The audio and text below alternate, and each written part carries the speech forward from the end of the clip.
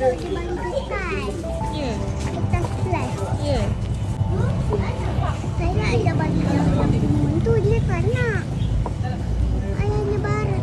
Ya. Abang dia budak lelaki tapi adik dia dia budak lelaki tu muka dia hitam satu. Abang dia kena colek. Ya.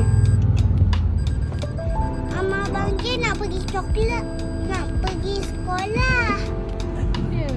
Pergi sekolah. Penat.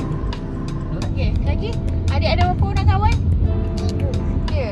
Apa nama dia? Tak tahu. Besok adik tanya. Esok ada tanya. Ada kawan lelaki ke kawan perempuan?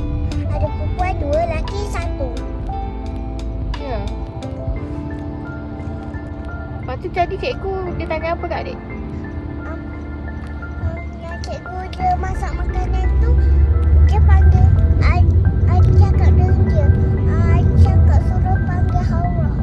Adik suruh panggil Haura. Lepas tu Peluh. peluh. Panas ke? Adik kencing dah ke? Dah. Adik cakap macam mana? Kat cikgu nak kencing. Cikgu nak kencing. Lepas tu cikgu awak lah. Tak.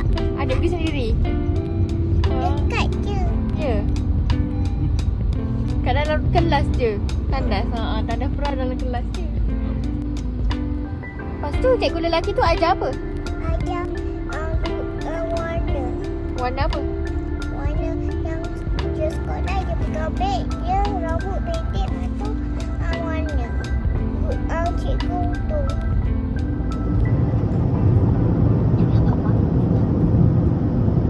Tukar baju. Hukuman. Tu. Dalam beg. Ada. Ni nak ingat beg Afia lah ni. Tu dalam beg tu baju. Adik tak dapat tu pun. Apa? Jangan dah tunjuk. Dah. Okey dah. Budak yang gemuk tu, dia gelek tak adik. Apa? Jelik? Dia gelek.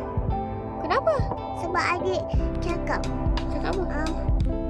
tak baik gelek macam tu nanti orang potong. Lepas tu? Dia gelek juga.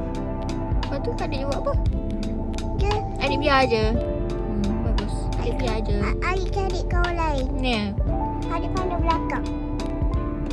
Nama dia Aisyah. Aisyah pula. Adik cakap tak tahu nama dia. Aisyah je.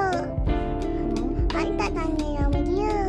Yang pakai beg kurami tu adik dah tanya, adik tak ingat dah. Tak lupa.